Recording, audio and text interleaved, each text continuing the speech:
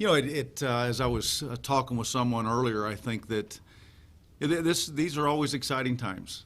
New season, new prospects, this opportunity to go out and play against a very, very good football team.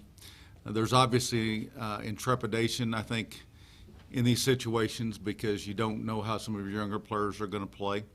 And so, we're anxious and excited to watch them and see how they perform. But overall, I think our preparation has been very good. I think we've been very detailed. I think our senior class has done a wonderful job in leading this group the way that it needs to be led. I think that we've been motivated by last year to a large degree.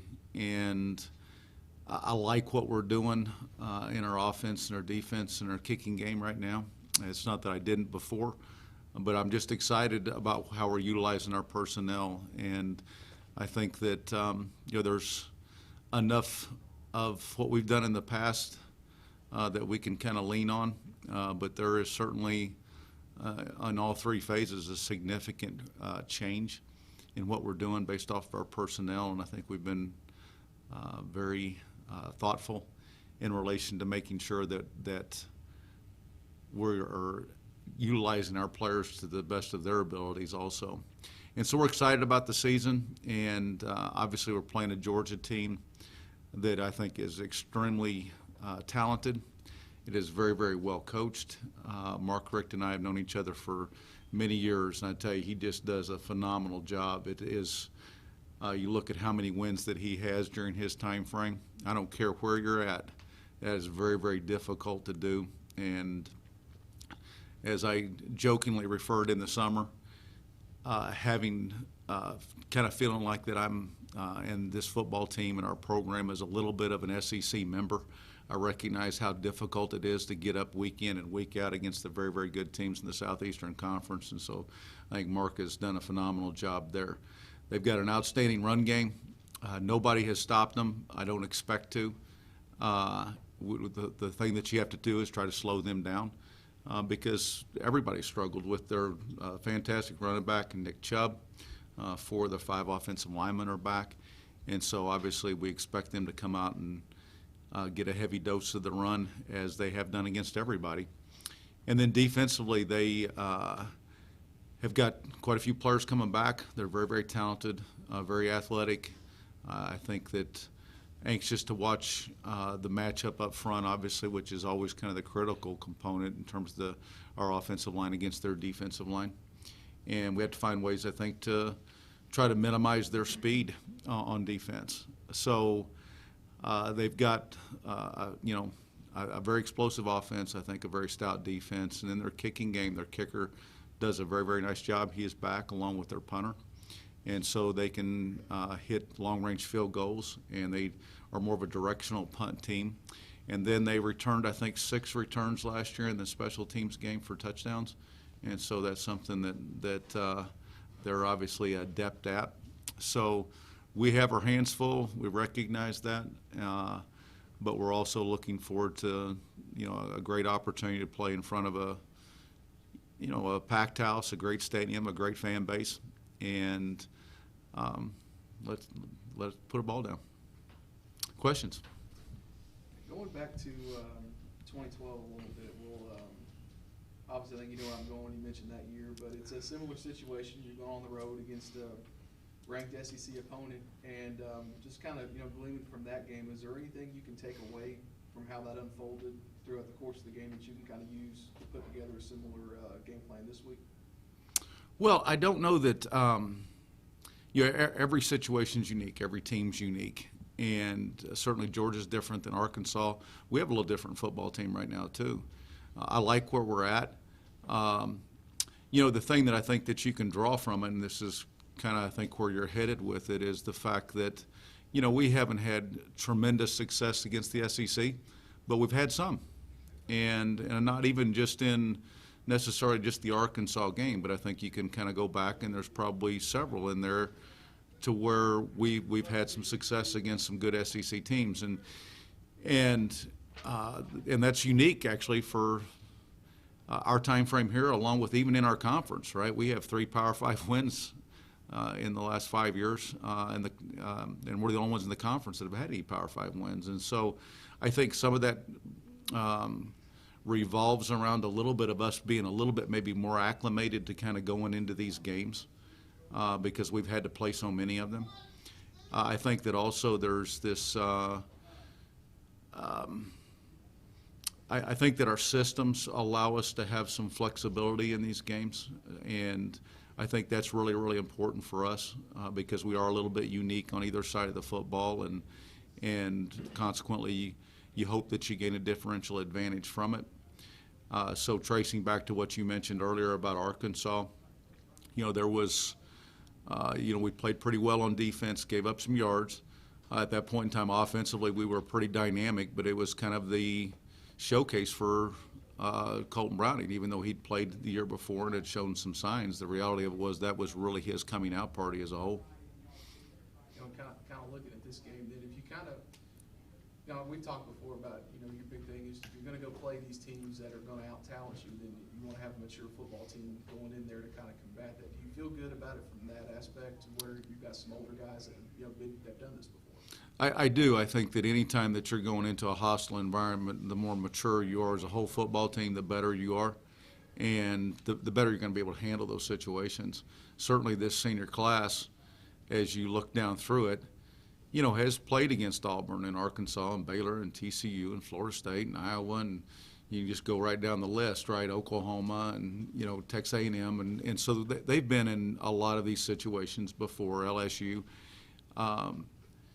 So this is not necessarily going to be a new experience for them, and I think that's the biggest fear, I think, in our situation, and again, going back to what I think you're asking, is are we going to be intimidated by the situation? And I don't think that we will be because we have a mature team that has done this quite a few times.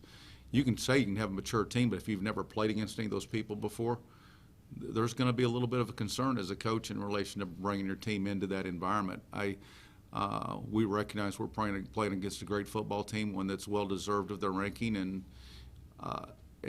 we just, again, we're going to play our brand of football and see where it ends up at the very end. That being said, talking about maturity, probably the one spot that you're not that is in your starting quarterback. So, are you going to throw him out there and be aggressive from the get-go, or just kind of step into the water? Yeah, I think that. I'll say this in the sense that certainly my players know it. I think that we're going to do everything that we can to win the game. I don't treat these games like preseason games or any of that other kind of mentality.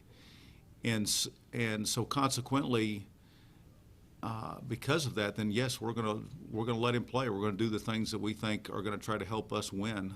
I'm not going to try to go in there and break a guy in, let's get some snaps, let's walk out of here with a paycheck and some of that kind of mentality. I'm not geared that way. I don't think the players here would like for me to be geared that direction. And so we're going to do everything that we can, and certainly Garrett knows that we're going to let him get loose and see what he does. So it'll be, again, I'm excited to watch him play. The young man's got a significant amount of maturity beyond his years and a little bit of moxie about him in relation to his competitive spirit. And I think, he wants to work to be special, and I think he has the tools to be a very, very special guy here at some point in time. And for the record, I wasn't implying that you were just going to go get No, I recognize that, but I've been asked several times this week about that kind of mentality, and I think that when you have that kind of mentality, there is no hope. And I think hope is always a powerful thing. It doesn't mean hope against an SEC school. I'm talking about hope every week in relation to that you're going to find a way to try to win, and if you don't play to win, then there is no hope. And I think that many times when a group of 5 school is playing a Power 5 school, and certainly one that's ranked, because again, I've had some national media already ask me the question, is that our mindset? And it disturbs me to some degree that someone would even consider that, although I do know that some of my group of 5 brethren tend to spout that out a little bit. You talked about their success running the football. A lot of that has to do with that offensive line. I saw a note in your book where 14 games, which is almost unheard of, and they only lost one dude off of it. He's in the league, so do you see some matchup issues up front? Well, I do, obviously, because that group is experienced and they're very, very good players. I don't know that I'd say that we have a matchup issue. We have a tremendous amount of respect for kind of what they bring to the table. I think that, and again, when you have a fantastic running back there, there's a guy that's got great vision and really exceptional balance. I mean, it's really hard to knock this guy off his feet because he just has great balance. You know, that lends itself towards what we expect is that they're going to try to run the football on us, and I understand it. They've done it against everybody that's out there. They have run the ball effectively against because they are very talented and they know what they're doing. You know, looking at your defense, then you know you're going to get the run coming in and everything. That's not any big secret. But you mentioned that you want to just hope to continue it a little bit. But where's the line there as far as, you know, trying to make sure you're hemming up that run, but then being susceptible to a play action pass over the top, which they also do very well? Yeah, that's always that's kind of choose your poison just a little bit. They're going to run the football and then they're going to set up their down the field play action passes, and obviously, if you're going to stop the run, you have to be committed to stopping the run, and that tends to mean that you're going to put more people in the box and try to outnumber them with hats, and that gets tough. There's the conundrum in relation to how do you effectively guard somebody that basically forces you to bring extra guys in the box and still be able to defend the pass. So we need to mix things up, and we will. I mean, it's the nature of our defense to mix an awful lot of things up. I think that we've added some things that I'm really, really excited about. I think our players are excited about it. I think it makes us less predictable. We were already chaotic, but I think even more so now that we've got a very mature defense that's allowed us to add some things to our package and make us a little bit less predictable. And I think that's kind of the key against a team that is as effective as Georgia is. You know, we have to be unpredictable, and I think that we will be. Georgia went ahead and named Grayson Lambert the starting quarterback, so you have a guy that you know you're going to get now. But does that change your preparation, or you just kind of know what you're going to expect out of it? No, I don't think so. You know, certainly he's a talented player. I think many times whenever you have a quarterback battle going on, there's this idea that, well, you just don't have a quarterback. And I think they've got three very good quarterbacks, and so they're just trying to make a decision between three good ones. And obviously he won the job, and I'm assuming that he won it because of his performance rather than the lack of performance by the other two. I don't know that it changes kind of our thoughts. Now, obviously, we have a new offensive coordinator that we're facing, and so that creates a little bit of unpredictability on their part in relation to how he's going to try to utilize everybody in relation to what they did last year. But I think they're pretty solid in their foundation of kind of who they are on offense and what they want to be, and so we don't see necessarily a lot of changes, whether it be the quarterback or the coordinator. I think in a system like ours, there's because it is so much more quarterback driven. Yeah, if you had a change at quarterback, then you'd think that you'd see some structural changes, you know, in the offensive system. I don't know that we'll see that with them. Todd, you talked about predictability too. Are you different enough offensively this year to where it's going to take them a good while to maybe figure out? Do you have that element of surprise with them that maybe they haven't been able to see on tape when they're scouting or have scouted? Oh yeah, I think so. I mean, I think that we're significantly different than what we've been here in the past,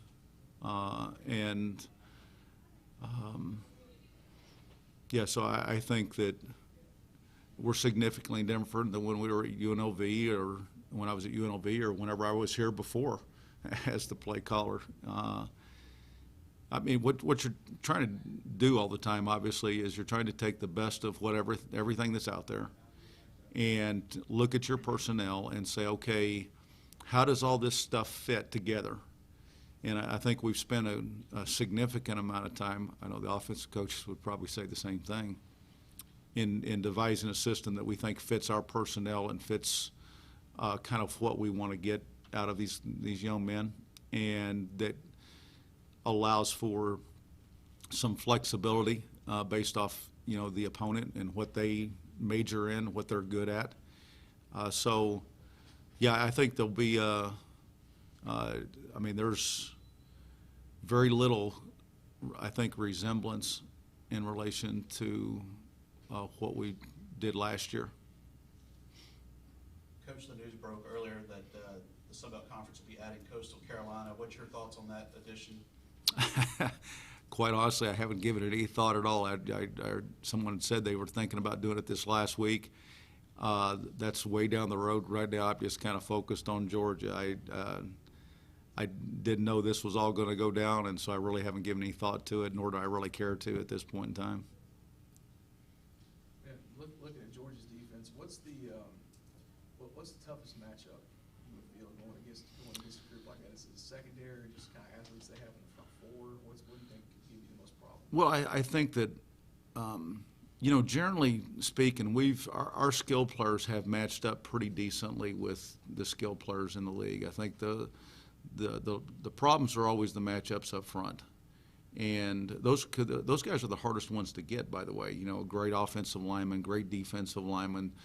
And, programs like Georgia tend to get a lot of those guys because of just the nature of their tradition and, quite honestly, their facilities and the amount of money they spend in recruiting and all those other kinds of things. And so invariably, I think that's always the most difficult matchup in all these games is basically trying to win the trenches. And so I think that is why we do what we do on defense. And I think you'll see that's why we do what we do on offense as the season progresses. Try to help, that group out front because that's where the matchup problems are the largest.